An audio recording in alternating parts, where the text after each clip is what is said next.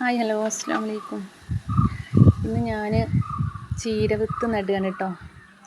അപ്പോൾ ഞാൻ ആദ്യം നടുന്ന ചട്ടി കണ്ടില്ലേ, നമ്മളെ ഈ വെള്ളക്കുപ്പിയാണ്. ഇവിടെ അടുത്തൊരു വെള്ള കമ്പനി ഉണ്ട്. അപ്പോൾ അതിൽ പൊട്ടിയ കുപ്പികളുണ്ടാവും, വലിയ കുപ്പിയൊക്കെയാണല്ലോ. ആ കുപ്പികൾ പൊട്ടിയതൊക്കെ ഞാൻ എടുത്ത് കൊണ്ടുവരുന്നത്. എന്നിട്ട് അതിങ്ങനെ മുറിച്ചിട്ട് ഞാൻ അതിൻ്റെ അടിഭാഗം ചട്ടിയായിട്ട് ഉപയോഗിക്കും. മോൾ ഭാഗം തട്ടും അതിൻ്റെ മോൾ ഭാഗം കൂടി വെട്ടിയത് ഇങ്ങനെ ഉരുക്കിങ്ങാണ്ട് ജോയിൻ്റ് ആക്കി കൊടുക്കും. എന്നിട്ട് ഞാൻ അപ്പോൾ ഒരു ഇരിപ്പുമായി മറ്റേ ഭാഗത്ത് നമുക്ക് എന്തെങ്കിലുമൊക്കെ ചെറുതായിട്ടുള്ള ചെടികളൊക്കെ നടും ചെയ്യാം. എൻ്റെ പുതിനയൊക്കെ അങ്ങനത്തെ ഇതിലാണ് കേട്ടോ. ഈ വെള്ളക്കുപ്പിൻ്റെ മൂടി മുറിച്ചെടുക്കുന്നതിലാണ് ഞാൻ പുതിനയൊക്കെ നട്ടിക്കണത്. അപ്പോൾ ഞാനിങ്ങനെ ആദ്യം ഞാൻ നട്ടും ഫുള്ള് കരിയില നിറക്കും കേട്ടോ. എന്നിട്ട് പിന്നെ കുറച്ച് മണ്ണിടും, അതിൻ്റെ മുകളിൽ പിന്നെയും കരിയില ഇടും, പിന്നെയും മണ്ണിടും. അങ്ങനെ കേട്ടോ എൻ്റെ പച്ചക്കറി നടലൊക്കെ. ഇങ്ങനെ ആയാൽ നമുക്ക് മണ്ണ് കുറച്ച് മതി. പിന്നെ വെയിറ്റ് ടെറസിൻ്റെ മുകളിലാണല്ലോ നമ്മൾ ഉണ്ടാക്കുന്നത്. ടെറസിന് വെയിറ്റും കുറവാകും. പിന്നെ ഈ ഇലയൊക്കെ ഞങ്ങളുടെ നനവ് തട്ടിക്കഴിഞ്ഞാൽ പിന്നെ അത് പൊടിഞ്ഞ് വളമായി മാറുകയാണല്ലോ, മണ്ണാവുകയാണല്ലോ. അപ്പം അത് നല്ലൊരു വളമയാണ് നമ്മളെ ചെടിക്ക്. ഈ കരിയിലൊക്കെ പൊടിഞ്ഞ് വളമാവില്ലേ. നമുക്ക് വന്നാൽ കുറേ മണ്ണൊന്നും വേണ്ടിയിരുന്നു, കുറച്ച് മണ്ണും മതി. പിന്നെ ഈ മണ്ണ് കട്ടയാവില്ല, കരിയിലൻ്റെ മണ്ണ് കട്ടയാവില്ല. നല്ല എപ്പോഴും നല്ല സോഫ്റ്റായിരിക്കും നമുക്ക് ഇളക്കി കൊടുത്താലൊക്കെ. മറ്റേത് വെറും മണ്ണാണെങ്കിൽ കുറച്ച് ദിവസം കഴിഞ്ഞാൽ ഈ മണ്ണിൻ്റെ അടിഭാഗമൊക്കെ പാറ മാരി ഉറച്ചിട്ടുണ്ടാവും. അപ്പോൾ ഈ വേരോട്ടം കിട്ടൂല ചെടിക്കൊന്നും.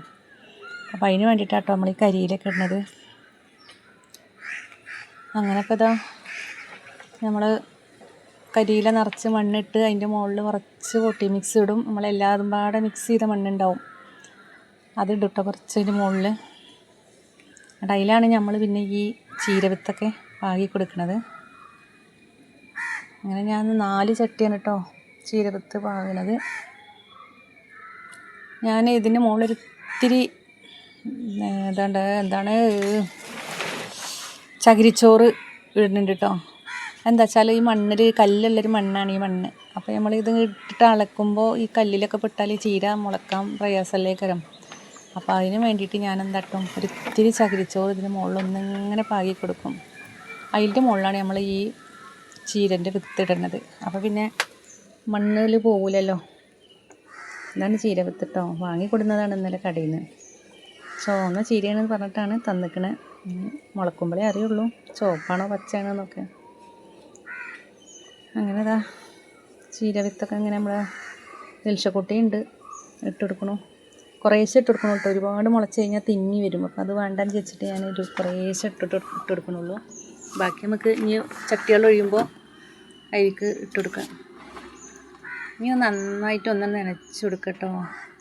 കുത്തനെ വെള്ളം ഇങ്ങനെ കുത്തി പാരാനും പറ്റില്ല നമ്മൾ കൊണ്ട്. അപ്പോൾ ഈ വിത്തൊക്കെ അടിയിൽ പോവും. അപ്പോൾ നമ്മളിങ്ങനെ കൈ വെച്ചിട്ട് ഇങ്ങനെ തെളിച്ച് കൊടുത്താൽ മതി. നല്ലുള്ളൂ, നല്ലോണം നനയും വേണം. ഈ ചകിരിച്ചോറുണ്ടാകുമ്പോൾ ആ നനവിലെപ്പോഴും ഈ വിത്ത് നനഞ്ഞ് കിടന്നോളും. അതിന് വേണ്ടിയിട്ടാണ് ഞാൻ ഈ ചകിരിച്ചോറ് ഇട്ട് കൊടുക്കുന്നത്. അപ്പോൾ ഇന്ന് ഇത്രയേ ഉള്ളൂ. നല്ല തണുപ്പത്ത് വെക്കുക. എന്നിട്ട് 4 ദിവസം. ഇഷ്ടമായാൽ സപ്പോർട്ട് ചെയ്യുക, സബ്സ്ക്രൈബ് ചെയ്യുക.